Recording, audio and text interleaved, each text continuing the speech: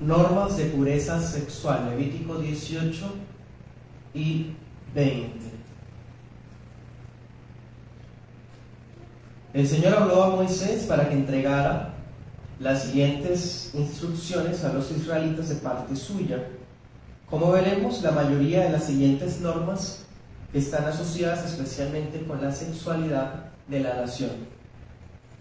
En ese sentido, vamos a estar viendo este capítulo como una especie de desarrollo casuístico del séptimo mandamiento. ¿Sí? Acuérdense que el séptimo mandamiento es: no adulterarás. Entonces, este capítulo parece como un desarrollo aplicativo de ese mandamiento. Son temas que cuando estudiamos el Decálogo lo vimos, pero hoy que estamos estudiándolo así expositivamente, vamos a aprovechar al máximo el pasaje. Veremos que se incluyen otros asuntos concernientes a la moral, pero eso los veremos la otra semana, si el Señor nos da vida. Y vamos a estar viendo también que la finalidad detrás de todas estas normas es la distinción de esta nación con las otras, o de las otras, especialmente cuando llegaran a la tierra prometida. Bien, hoy en esta primera parte acerca de la pureza sexual veremos dos puntos. Primer punto: introducción a la moral exigida a Israel.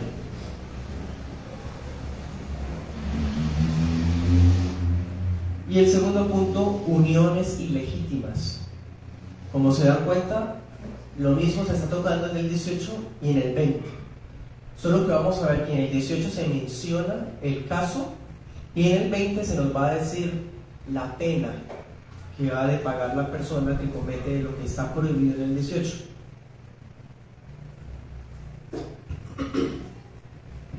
¿Listos? Comencemos primer punto. Leamos versículos del 1 al 5. Estaré usando la Reina Valera contemporánea. El Señor habló con Moisés y le dijo: habla con los hijos de Israel y diles: yo soy el Señor su Dios. No hagan ustedes lo que hacen los egipcios, en cuyo país vivieron. Tampoco hagan lo que hacen los cananeos, a cuyo país yo los conduzco. No sigan sus estatutos. Más bien, pongan en práctica mis ordenanzas y cumplan con mis estatutos. Síganlos. Yo soy el Señor su Dios. Por lo tanto, obedezcan mis estatutos y mis ordenanzas. Todo el que los cumpla vivirá por ellos. Yo soy el Señor. Como pueblo de Dios, los israelitas no debían imitar las prácticas que habían visto durante generaciones en los egipcios, pero tampoco debían imitar las prácticas abominables de los cananeos, que eran donde iban a vivir en el futuro. ¿Sí? Ya que el Señor es su Dios, entonces ellos van a poner por obra los mandamientos de su Dios y no los mandamientos de la cultura que los iba a rodear y que los rodeó antes. Si leamos 20, 6 al 8, dice: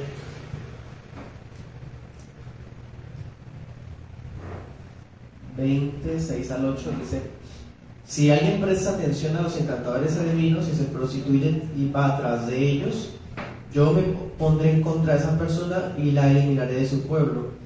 Ustedes deben consagrarse a mí y ser santos, porque yo soy el Señor su Dios. Cumplan con mis estatutos y pónganlos en práctica. Yo soy el Señor que los santifica.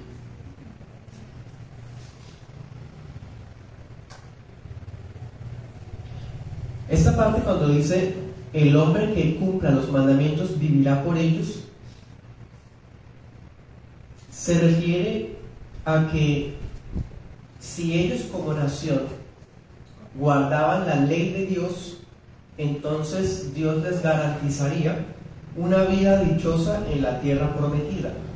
Si ellos no imitaban las andanzas de los paganos, sino que seguían los mandamientos del Señor, entonces Dios los bendeciría. Esa es la intención del pasaje. El apóstol Pablo cita esto en Romanos 10 y en Gálatas 3 para exponer el peligro de buscar la justicia para salvación a través de las obras de la ley. La palabra dice que guarda sus mandamientos, vivirá por ellos, ¿sí? Ya de acuerdo al contexto vemos que se refiere más bien a las bendiciones que acarrearían la obediencia. El problema es que nosotros tendemos a ver la ley como un medio de salvación, y no esa es la intención del texto, pues, porque si viéramos la ley como medio de salvación, necesariamente deberíamos observarla de manera perfecta, ¿sí? Entonces nosotros somos incapaces por naturaleza de obedecer toda la ley de Dios de manera perfecta, así que no puede ser ese camino. Así que lo que el apóstol Pablo enseña en esos textos que les refiero da a entender es que nosotros vamos a practicar la justicia de la ley como una manera de agradecer la gracia que se nos ha concedido, ¿sí? Nosotros vamos a exhibir la gloria de la salvación que recibimos por la fe a través de la obediencia de los mandamientos, pero siempre es una consecuencia, no es que porque obedezco tengo vida eterna. Ya pues eso lo hemos visto especialmente cuando estudiamos Gálatas. Sigamos adelante. Vamos al 18, leamos versículos 26 y 30. Dice: pero ustedes cumplan con mis estatutos y mis ordenanzas, y no cometan, ni ustedes ni los extranjeros que habitan entre ustedes, ninguno de estos actos aberrantes. Por lo tanto, cumplan con mis ordenanzas y no imiten las repugnantes acciones que se practicaron allí antes de ustedes. No se contaminen con ellas, yo soy el Señor, su Dios. ¿Sí? Todo eso que el Señor va a prohibir es porque a sus ojos son cosas repugnantes, abominables. Y los que vivían en Canaán las vivían todos los días, las practicaban. Entonces Dios no quiere que ellos caigan en ese tipo de andanzas. Dense cuenta que estas normas van a aplicar también a los extranjeros, ¿no? O sea, no solamente aplicaba a los israelitas, también a los extranjeros que vivieran entre ellos.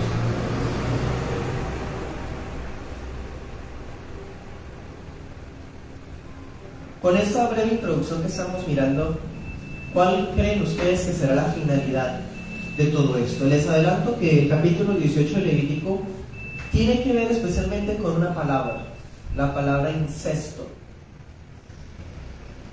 Desde un punto de vista moderno, se puede pensar que Dios prohíbe las relaciones incestuosas para evitar mutaciones genéticas en la descendencia, como una especie de prevención a problemas de endogamia, de mutaciones, porque si son muy cercanos, entonces es probable que nazcan con problemas mentales o con problemas físicos los hijos.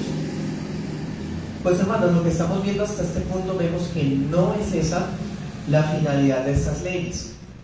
Como hemos visto en otros capítulos, Dios no tiene fines de salubridad ni de sanidad pública, no, o sea, son esas consecuencias, ¿sí? Porque lo que Dios siempre nos da siempre es útil y siempre tiene mejores formas prácticas de verlo. Pero el propósito principal no era ese.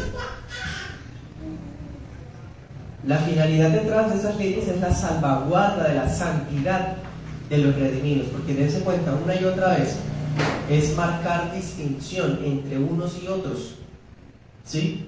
Nosotros hemos sido alcanzados por la gracia de Dios, entonces no vamos a volver a nuestras prácticas pasadas cuando estábamos en Egipto.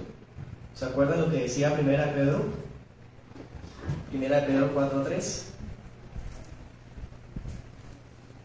decía: baste ya el tiempo pasado para haber hecho lo que agrada a los gentiles, andando en lascivias, concupiscencias, embriagueces, orgías, disipación y abominables idolatrías.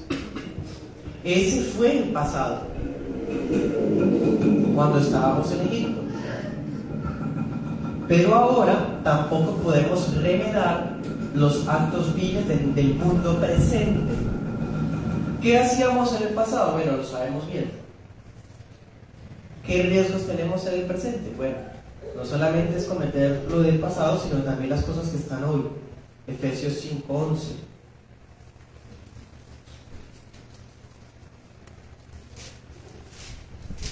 Dice: no participen en las obras infructuosas de las tinieblas, sino más bien repréndanlas, porque vergonzoso es aún hablar de lo que ellos hacen en secreto.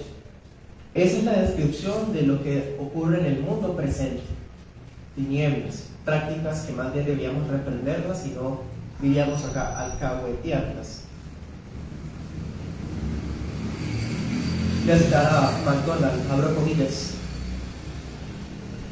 la moralidad de una persona es el fruto de su teología, su concepto de Dios. Los cananeos eran ilustración gráfica de la degeneración que produce la idolatría. Cierro comillas. Es cierto. ¿Cómo es la moral de una nación? La moral de una familia. Lo que piensan de Dios. ¿Sí? Lo que una persona piensa de Dios es su vida moral.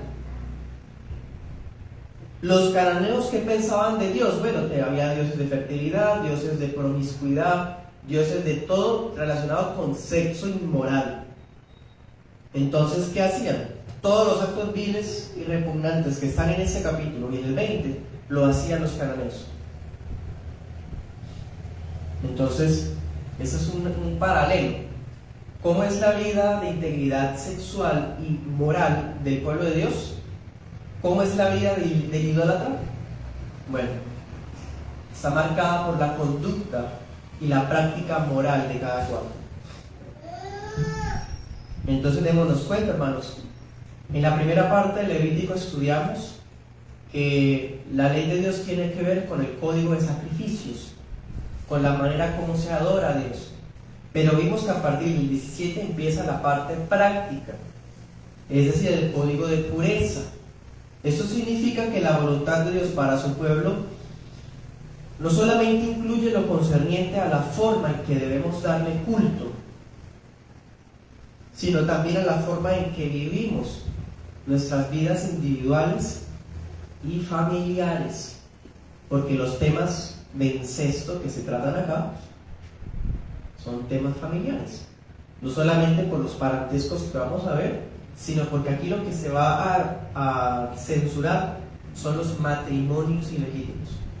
Entonces Dios está guardando no solo la integridad física individual, sino la integridad moral familiar. Entonces, hermanos, todo esto con fines de ¿qué? De distinguirnos de las gentes del mundo. Distinguirnos de la gente del mundo. Es bastante lamentable que existen casos de congregaciones que fueron afectadas por casos escandalosos de sexualidad, de violaciones, de adulterios, y empieza eso a darse a conocer a la sociedad, a las familias inconversas. Claro, eso va a ser un golpe y un remesón contra el testimonio del Evangelio. Sigamos adelante, vamos al 18. Leamos 24. Levítico 18, 24. Dice: no se contaminen con nada de esto. Las naciones que yo estoy expulsando de la presencia de ustedes se han corrompido cometiendo todas estas cosas. Y con ello la tierra se contaminó. Pero yo castigaré su maldad y la tierra expulsó a sus habitantes. Leamos el 27. Porque todas estas perversiones las cometieron los que habitaron en esa tierra antes que ustedes, y la tierra se contaminó.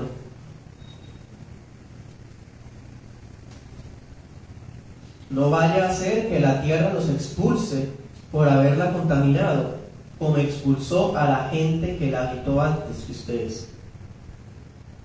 Todos los que incurran en alguna de estas perversiones serán eliminados, de su pueblo. Dense cuenta que el Espíritu Santo y Moisés, que escribe esto, se cercioran porque entendamos que todos los actos que se mencionan acá fueron los que precisamente motivaron a Dios, por así decir, a expulsar y a destruir a los cananeos.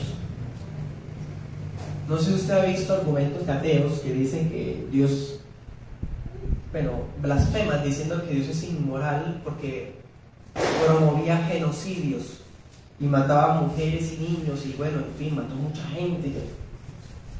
Dios tiene el derecho como creador de la vida a quitarlo cuando le dé la voluntad y de la manera que quiera, porque Él es Dios. Pero hay otro detalle que olvidan: toda esa gente merecía morirse. Aquí el pasaje lo está mostrando. Eran gente repugnante en sus prácticas. Dios Santo no resiste estas cosas. Es más, dice el pasaje, no solamente provocaron el celo la ira, y llenaron la copa de la paciencia de Dios, sino que el mismo territorio se contaminó. O sea, la tierra misma se encargó de vomitar a esa gente. ¿Sí? Dense cuenta, Dios visitó la maldad, pero la tierra también vomitó a la gente. Dios visita la maldad a través de castigos y providencias negativas contra esas personas o decretos de juicio, pero también la misma tierra reacciona. Esto no quiere decir que la tierra tenga una especie de alma o algo así. Eso es un recurso literario, se llama personificación. Aquí lo que está queriendo decir es que era tan grave lo que ellos cometían, tan grave, que hay un desprecio profundo por sus actos y merecían prácticamente que la tierra se los tragara o que la tierra se encargara de matarlos. Si ustedes han leído Ezequiel alguna vez, hay un pasaje en Ezequiel que lo dice cuando Ezequiel le profetiza a la tierra de Israel y le dice: tierra de Israel, parafraseándoles, ya no serás más conocida por matar a tus habitantes. ¿Sí? Entonces vemos esta idea acá.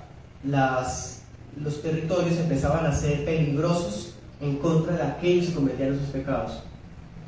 Una especie de advertencia de que Dios va a usar hasta la misma creación, los mismos ambientes, la naturaleza misma, para destruir y limpiar, barrer toda esa escoria de la humanidad. Y lo hemos visto, hermanos.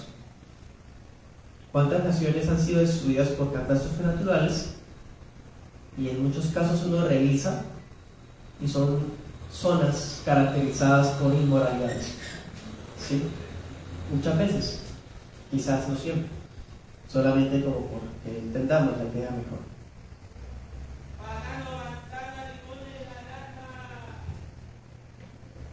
Vicky, un pastor y doctor de Estados Unidos, nos comenta que hay evidencias de que en el antiguo Oriente, en ese antiguo cercano Oriente, todas estas perversiones sexuales no solo se practicaban, sino que se regulaban por las leyes. En algunos de los comentarios que leí decía que incluso había países donde se legislaba y se decía con qué animales se podía tener relaciones sexuales y con cuáles no. Imagínense eso, algo muy parecido, ¿no? Cuando las tierras son paganas y bárbaras, van a caer en todas esas inmoralidades e inmundicias, que es lo que estamos viendo en el occidente apóstata.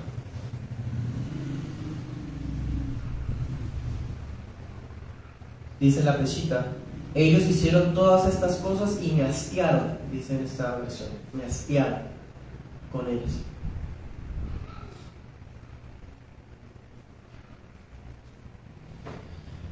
El Señor había prometido darles en herencia a los israelitas la tierra de Canaán, una tierra que fluye leche y miel. Los había apartado de los demás pueblos para ser su Dios. Por eso, ellos no solamente debían distinguir entre animales puros e impuros, ellos debían ser santos en toda su manera de vivir. Dice en la Nueva Biblia de las Américas: yo, el Señor, soy santo y los he apartado de los pueblos para que sean míos. ¿Sí? Ese es el reclamo del pacto, el reclamo de la santidad de Dios. Si ellos incurrían en las mismas prácticas, la tierra entonces también los vomitaría a ellos. Así que cualquiera que fuese descubierto andando en esas prácticas sería cortado. ¿Sí? Una expresión que hemos visto una y otra vez desde Éxodo. Leamos algunos pasajes del capítulo 20. 20-22. Dice: cumplan con todos mis estatutos y con todas mis ordenanzas, pónganlas en práctica para que no los expulse de la tierra a la que yo los llevo para que se establezcan. No sigan las prácticas de las naciones que voy a arrojar de la presencia de ustedes, porque ellos cometieron todos estos actos y me fueron repugnantes.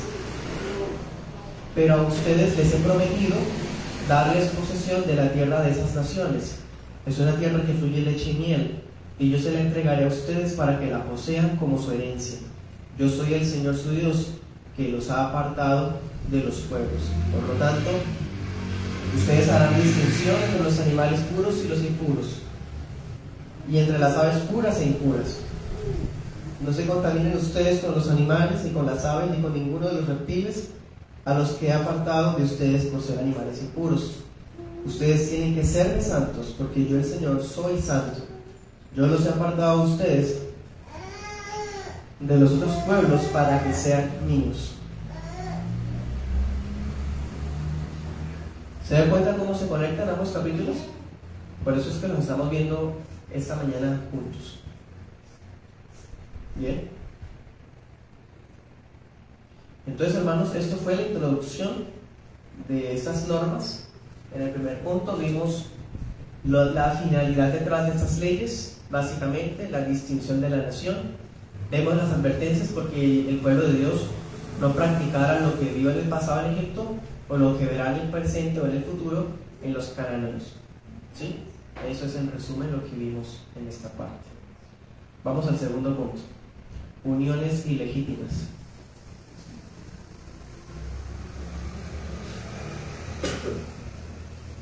(18:6).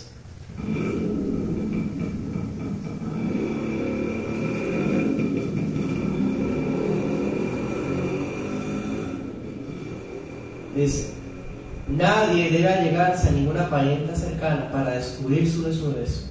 Yo soy el Señor. No descubrirás la desnudez de tu padre ni la desnudez de tu madre. Se trata de tu madre, así que no descubrirás su desnudez. No descubrirás la desnudez de la mujer de tu padre. Se trata de la desnudez de tu padre.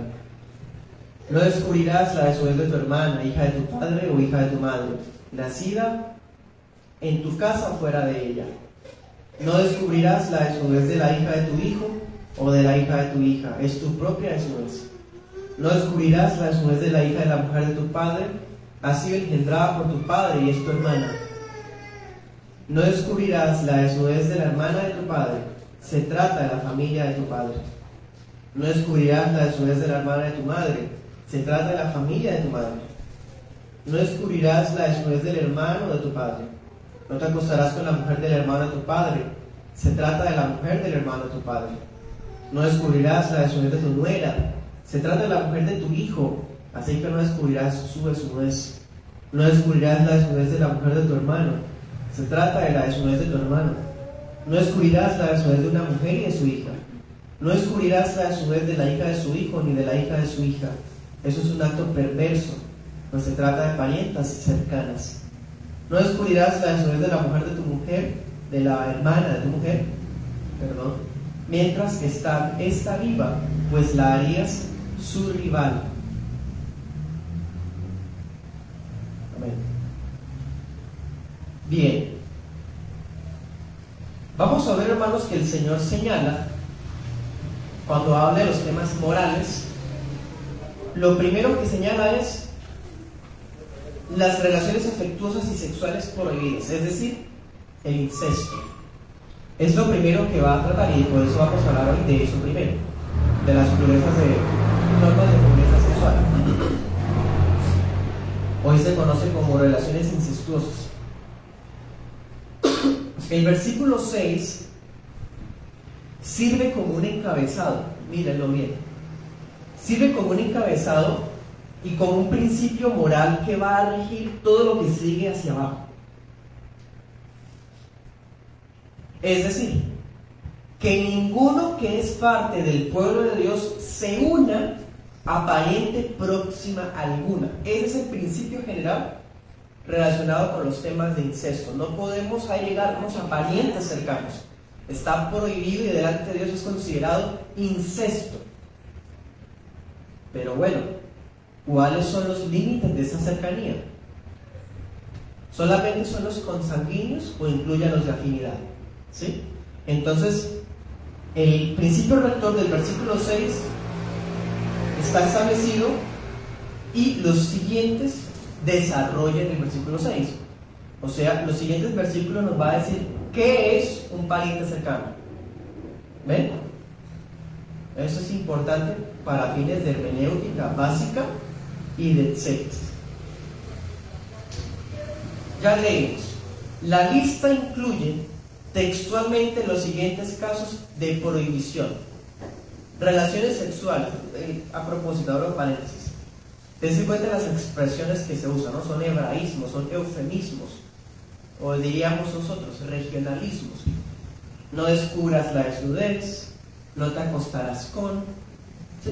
Como cuando decían otros versículos, conoció a, ¿se acuerdan? Se allegó a, ¿sí?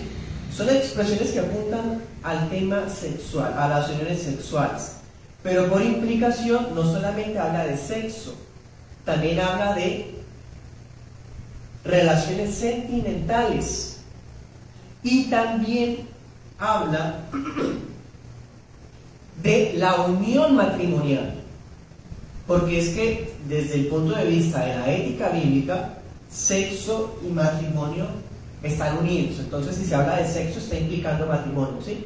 Entonces, aquí se prohíbe tener relaciones sexuales con, se deduce que está prohibido casarse con. ¿Ven? ¿Con quiénes? ¿Padre o madre? Suena como que, pues claro, hermanos. ¿Madrastra o padrastro? Hermanos, aunque no se hayan criado juntos. Nietos, hermanastros, tíos, ya sea por parte de padre o por parte de madre. Y estos son los parientes consanguíneos que están prohibidos en estas normas, ¿sí? Con estos no se podía establecer ningún tipo de relación sentimental ni sexual. Bien. Permítame que hay algunas cosas que debo desarrollar de estos puntos. Cuando se prohíbe la relación con la madrastra, no solamente incluía a la esposa actual del padre, en ese entonces también incluía a la concubina, importante. Y es importante para efectos bíblicos, claro que sí, porque es que eso fue precisamente lo que hizo Rubén. ¿Se acuerdan? Con Bilha.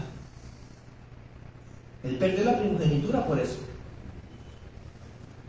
¿Quién más hizo algo así con las concubinas de su padre? Absalón. ¿Se acuerdan? Cuando se levantó contra su padre, David. Deuteronomio 27:20 declara maldito al que cometía ese acto de acostarse no solamente con la madre, sino con la madrastra, porque es que esa es la mujer del padre. Y Levítico 20:11 establece que esa persona debía morir, la pena de muerte. ¿Sí? Es lo que estaba diciendo. En ese capítulo 18 muestra los casos y el capítulo 20 dice la pena contra esa persona que cometa esos actos.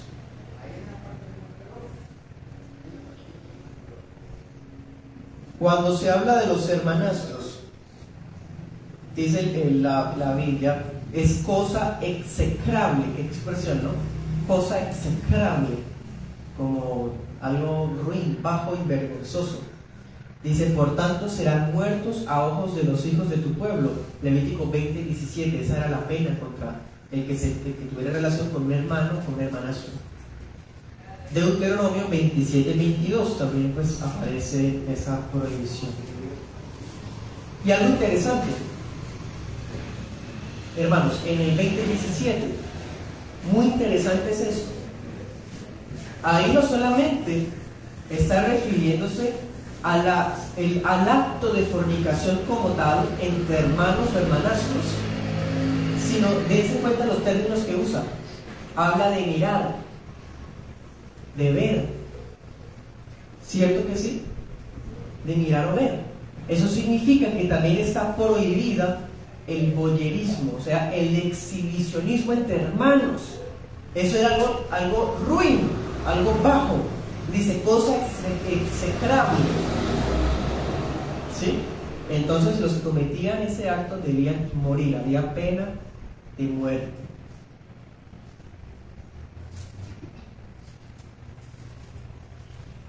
Sigamos desarrollando un poco más, hablando de los tíos. La ley de Dios prohíbe la unión con tíos, sea por parte de padre o por parte de madre. Es más, en Levítico 20:19 dice que el que cometía ese acto su iniquidad llevaría.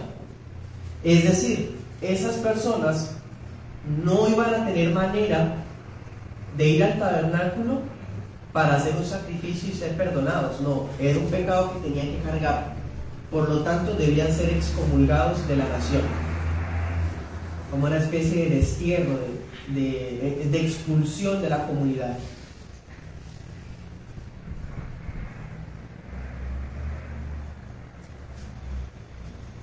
¿Sí?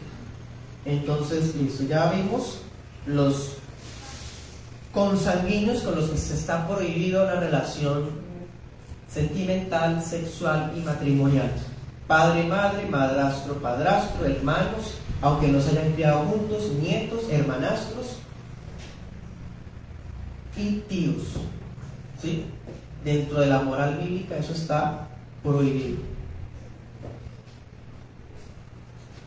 Pero como vemos, hermanos, la lista establece quiénes son los familiares con los que no podía unirse la persona. Pero no solamente hay relaciones consanguíneas, porque el padrastro y la madrastra no son consanguíneos. Quiere decir que también hay prohibición por afinidad. Había prohibición de uniones por afinidad. Por ejemplo, en el 18:14, ahorita lo leímos, lo que hoy día se llama tío político o tía política. O sea, esa persona no tiene la sangre con nosotros, pero es la mujer del que tiene la sangre con nosotros. Es la tía política o el tío político. Bueno, estaba prohibido la unión con esa persona, también estaba prohibido. Bien. ¿Quiénes más incluye? Las nueras, relaciones con las nueras, y por implicación los yernos. Eso nos va a servir para cuando veamos las aplicaciones en la otra semana. Deuteronomio 27:23, los suegros. Levíticos 18:16, los cuñados. Y los hijastros o los nietastros, es decir, los nietos del marido, ¿sí? Que ya viene con nietos, entonces que la persona resulte uniéndose al nieto del que fue su marido, mejor dicho. Bueno, dense cuenta, otros 6 son también relaciones prohibidas en la ley de Dios. Hablando del tema de la nuera y del yerno, Levítico 20:12 dice que ameritaba la pena de muerte. Dice que se consideraba una grave perversión, su sangre será sobre ellos, o sea, morían por su propia responsabilidad.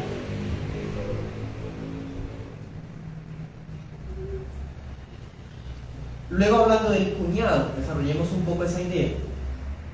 ¿Se acuerdan la ley del levirato? Que está en Deuteronomio 25:5.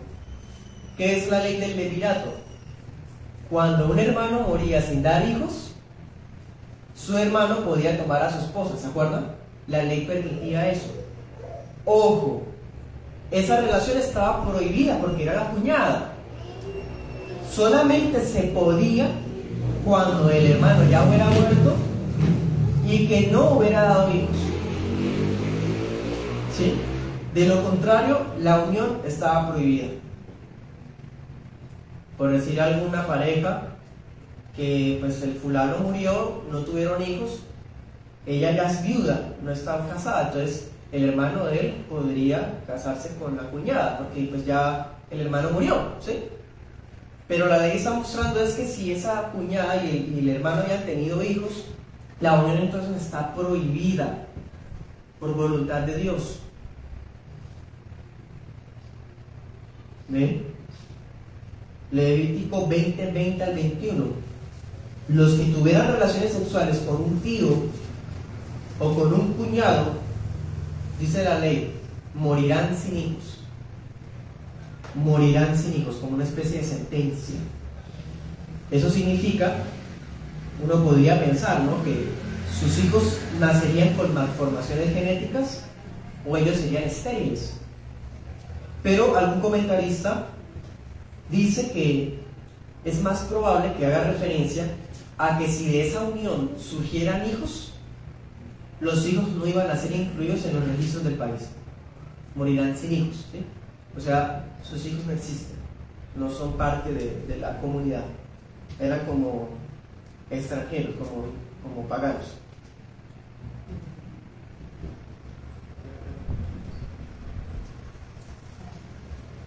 Bueno, entonces desarrollamos ahí los parentescos por afinidad. 6 y 6, ¿no? 6 consanguíneos, 6 por afinidad. En el versículo 18,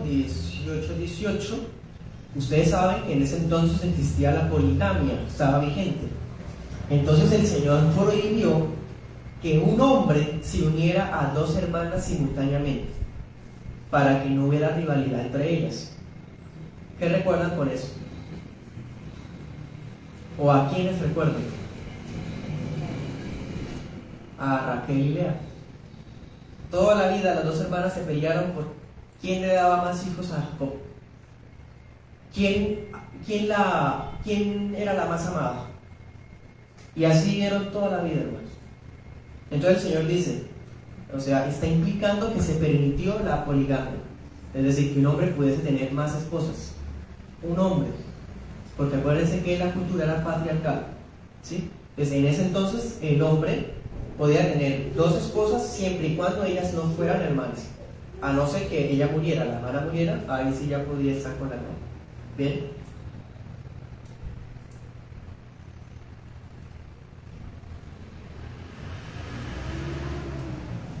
En el Nuevo Testamento ya sabemos que el tema de la poligamia está prohibido, ¿no? Porque ya se habla de una mujer, un hombre, ¿sí? Ya se habla de una relación monógama. Y también estaba prohibido que se uniera a una mujer juntamente con la hija. Levítico 20:14 dice que eso era una maldad, una vileza. Y es tan impresionante porque miren lo que dice en el 20:14. El que tuviera relación con una mujer y a la vez con su hija debía ser quemado. Hermano, esta es quizás la única vez que recuerde que hemos visto eso, que tiene que ser quemado. Tenían que ser quemados, mejor dicho. La otra vez que recuerdo es Acán, ¿se acuerda del hombre que contó el anatema? Que lo mataron a pedradas y luego lo quemaron. Bien, este tema es un poco extenso, ya voy a terminar. Entonces démonos cuenta, hermanos, ya para terminar les digo esto: el hecho de que el texto incluya la unión con familiares políticos demuestra que no fue la finalidad principal de Dios la protección del genoma, ¿sí? Lo de los temas genéticos. Esa no era la principal, por lo menos en primera instancia, no esa era la voluntad de Dios, como dijimos al comienzo. ¿Cuál ha sido una frase muy repetida en ambos capítulos que hemos visto? Y usted se haya dado cuenta que, eso lo ha dicho muchas veces. Yo Jehová, ¿cierto? Yo Jehová vuestro Dios, yo el Señor, ¿sí? Esa es la finalidad de la ley. La expresión yo Jehová vuestro Dios aparece 10 veces en ambos capítulos y nos muestra que el propósito principal de estas leyes era destacar la distinción de vida entre aquellas naciones que Dios había abandonado en su pecado y aquella nación que sí había redimido para hacerla suya, ¿sí? Si la gente del mundo quiere unirse con quien le dé la gana, así sea su tío, su padrastro, su nieto, su nuera, en fin, que lo hagan ellos, la tierra misma los va a vomitar. Pero los que son míos van a vivir dentro de mis normas, dice el Señor, ¿sí? Porque yo soy santo y yo los he santificado para mí. Y entonces yo los he apartado y yo mismo hago que sean santos también, ¿sí? Entonces dense cuenta, hermanos, la santidad no es solamente cosas ceremoniales o rituales, ni siquiera en ese entonces, sino también prácticas para nuestra vida, para nuestra pureza sexual. Está incluida en la santidad para los hijos de Dios.